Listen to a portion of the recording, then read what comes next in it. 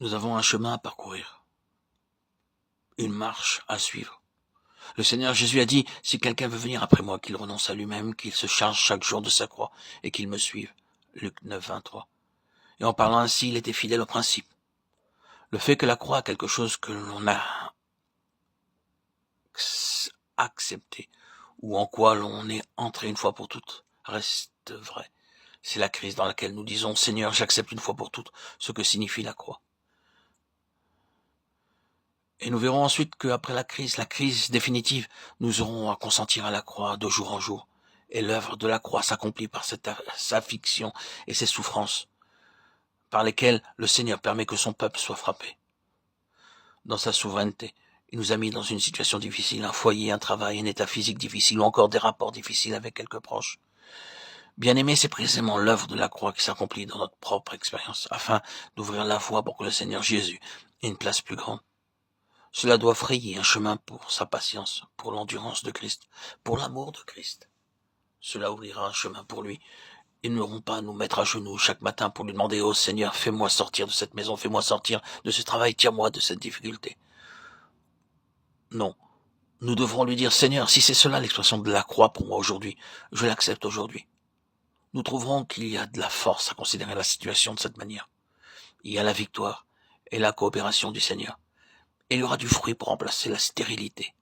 C'est dans ce sens que le Seigneur était fidèle au principe en montrant la croix comme une expérience journalière. Et quiconque ne porte pas sa croix, ne me suit pas, ne peut être mon disciple. Luc 14, 27. Il ne peut être l'un de ceux que j'enseigne, l'un de ceux qui apprennent de moi, qui m'apprennent. C'est ainsi que l'acceptation de cette difficulté, quelle qu'elle soit, de jour en jour, est la marche même par laquelle j'apprends Christ. Et c'est le chemin de la lumière de la vie. C'est arriver à connaître, arriver à voir, arriver à la plénitude.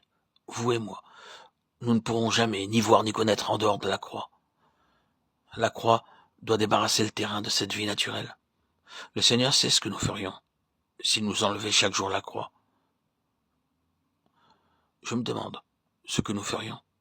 Ce n'est peut-être pas exactement la phraséologie des derniers écrits du Nouveau Testament ni leur méthode que de nous parler de notre croix journalière ou de dire que l'on doit porter sa croix de jour en jour.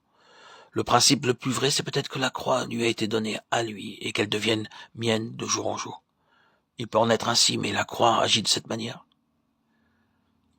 Si le Seigneur nous enlevait ce qui est pour nous l'expérience de la croix de jour en jour, et s'il en déchargeait nos épaules, ce ne serait pas pour notre bien.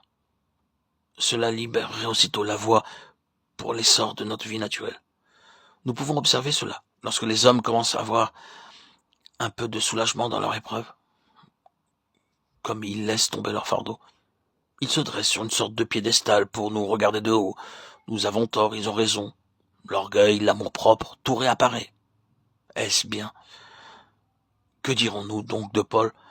Je regarde Paul comme un géant spirituel. Nous sommes spirituellement des marionnettes à côté de cet homme. Et cependant, bien aimé, tout géant spirituel qu'il ait été, Paul confesse humblement que le Seigneur lui a envoyé un messager de Satan pour le souffleter, une écharpe dans sa chair, de peur qu'il ne s'exalte outre mesure. Oui, les géants spirituels peuvent s'exalter si le Seigneur n'y veille et ne prenne des précautions. Et afin de garder ouvert et clair le chemin de cette grande révélation, afin qu'elle grandisse et grandisse encore, le Seigneur dit, Paul, il faut que je te maintienne très bas, sous beaucoup de limitations. C'est le seul chemin. Dès que je commencerai à t'élever, Paul, tu limiterais la lumière, tu ruinerais la révélation. Oui, c'est le principe. La lumière de la vie. C'est sa vie, et c'est ainsi que l'apôtre dit encore, nous portons toujours dans notre corps la mort de Jésus, afin que la vie de Jésus soit aussi manifestée dans notre corps. 2 Corinthiens 4, 10. Sa vie, c'est ce dont nous avons besoin, et avec sa vie vient la lumière. C'est la lumière par la vie. Il n'y a point d'autre lumière divine et réelle que celle qui provient de sa vie en nous. Et c'est sa mort accomplie en nous qui ouvre le chemin pour sa vie. Il faut nous arrêter ici. Considérons encore le but de Dieu. La lumière, la gloire, la plénitude entrant en nous. Tout est en Christ. La mesure de la lumière, la mesure de la gloire, ce sera la mesure de Christ en nous. Et la mesure de Christ dépendra entièrement de la place que le Seigneur pourra trouver pour lui-même en nous. Or, pour que la place soit faite pour lui, il nous faudra arriver au point où la mise de côté absolue de notre vie personnelle aura été accomplie. Et cela demande toute une vie. Mais que Dieu soit béni.